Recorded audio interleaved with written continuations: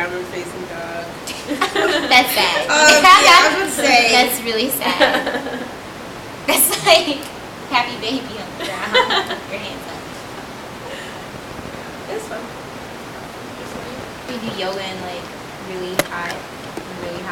And they have their own containers of food like that they brought. Do you feel that the media influences your perception of the presidential candidates in this 2008 election?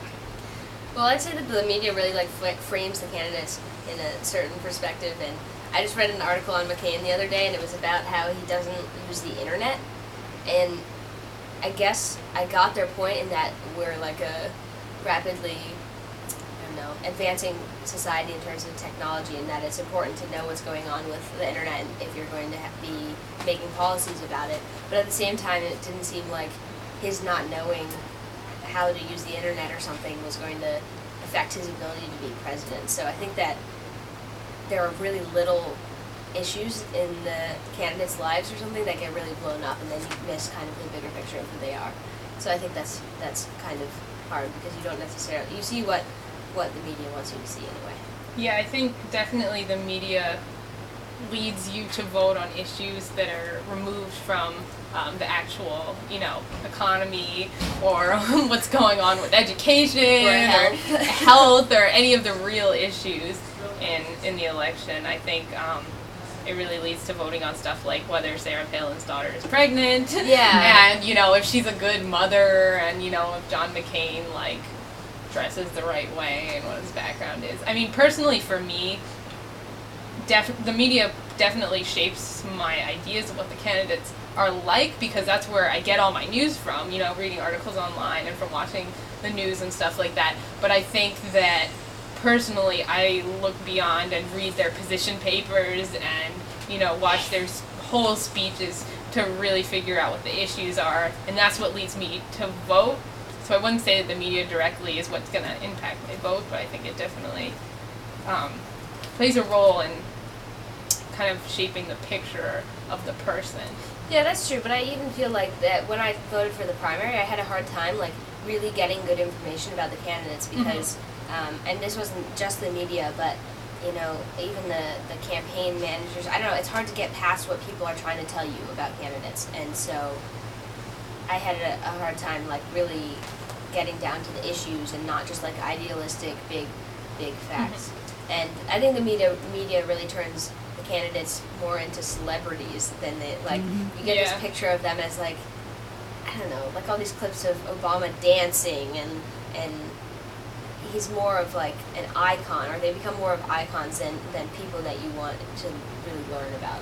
And so you end up learning about stupid things like their fashion, and not their policies.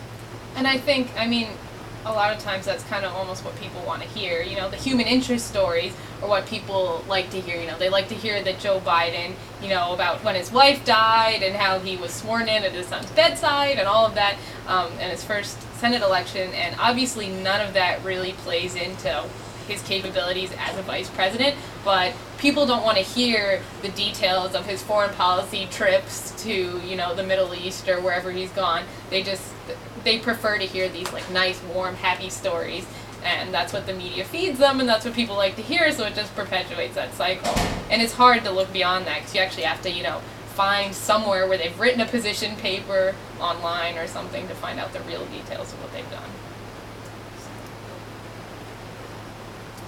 Cool. Thank you guys. And what year are you guys? We're sophomores. Sophomores? Cool. Thank you. Yeah. So how do you feel that the media influences your perception of the presidential candidates? I feel like they make it seem like there's only two candidates because they don't discuss third-party candidates. And I feel like they also create sort of an ageist environment where John McCain appears to appeal only to older voters and Obama only to younger voters. Great, thank you. So introduce yourself, please. Hi, my name is Brett Stanger. What year are you? I'm a senior. Cool. So Brett, I'm wondering, how do you feel that the media influences your perception of the presidential candidates? I think for me personally, I have been decided on which candidate I'm supporting for a while, so continued media doesn't really have a significant effect on me. I think in general, however, it makes people focus more on more trivial issues instead of what's really important, because the media tends to latch on to certain issues and keep pounding those over and over and gets those into people's heads, while it often bypasses some of the more important issues for presidential candidates. Thank you very much, Brett. You're welcome. Oh, she can move. No, I can't. Hi, my name is Sigourney Norman, and I'm a freshman at Tufts University. And I feel that with the current election, the media presents Barack Obama as a very benevolent and giving and almost innocent type of president, which, as much as I support Barack, I know cannot possibly be true.